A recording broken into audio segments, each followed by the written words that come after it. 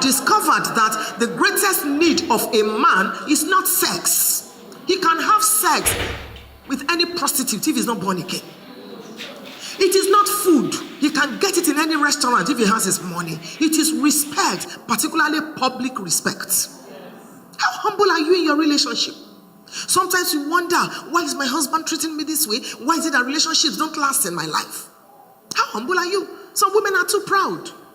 Too proud because of your background, because of your pedigree, because you think you are better off, because you think you know better, you can speak better grammar, so you talk down on your husband, you run him down, you disrespect him in the presence of people, in the presence of the children, anyhow, anywhere. You get home after church and you say to your husband, when Pastor Rav told husbands to come out, you too, you came out. Are you a man? And you make the man feel less. Some women are wonderful in church. They are angels in church. They are whites, in church. Pastor, we thank God for you. We bless God for you. Praise the Lord. They sing in the choir. You don't want them to stop, but at home they are devils. They are devils. Give their husbands an anonymous form to fill. You'll be shocked at what the man writes. Some husbands are born again, they are praying in tongues. Oh God, what's the meaning of that song? Take my wife home, she's disturbing.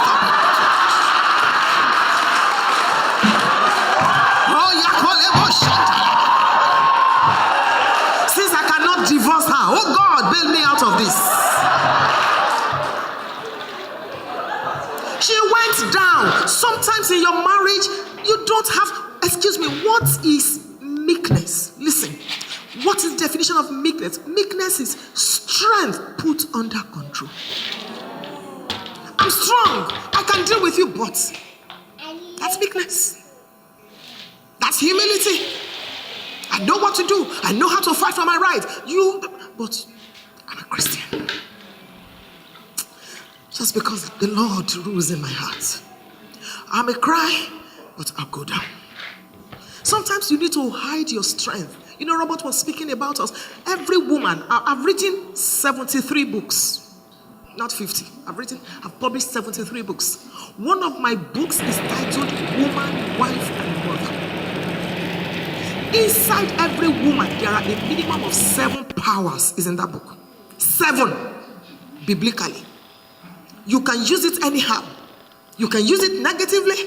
You can use it positively. What the whole, one of these powers is the power of emotion. What the whole army of the Philistines could not get, Delilah got it. Now, many times when people speak about Delilah, they just condemn her. I don't. I learned from her. For the greatest, the most anointed man of God at that time, to pillow his head on a woman's lap, so we need to learn from that woman. We need to learn from her. So you see, you've got to understand that once in a while, you need to just come down. She went down to the floor. After that situation is over, you look at yourself and say, I'm truly born again. God, thank you. You really helped me. It is not every fight you should fight. It is not everything you should react to. It's a sign of immaturity. Overlook.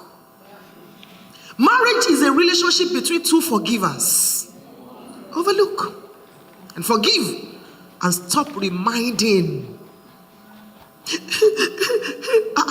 Your husband says, what's happening? Why are you crying? Why are you crying? Say, don't you know today's date? What's today's date? He said, today is 25th of July. It is the 3rd anniversary of your adultery.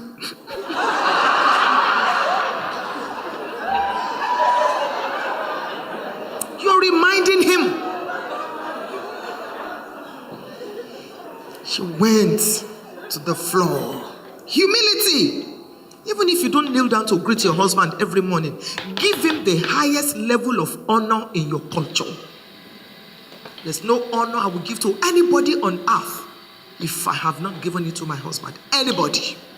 Spiritual leaders, secular leaders, it doesn't matter until I have given it to my husband. The way you treat your husband is the way people will help you treat him. Even if you call yourselves by your first name, when you get outside, hide it. Get a pet name for him. Baby, Arrow, sweetheart. And say, hey, come here, James.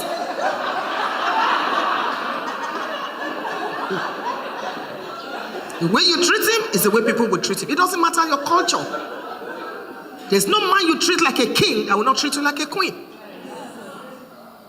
No one. You just be saying things so that people will know you are the one that bought it. It's a sin. Don't demoralize your husband. Don't belittle him. He may be going through some stuff now, but things change.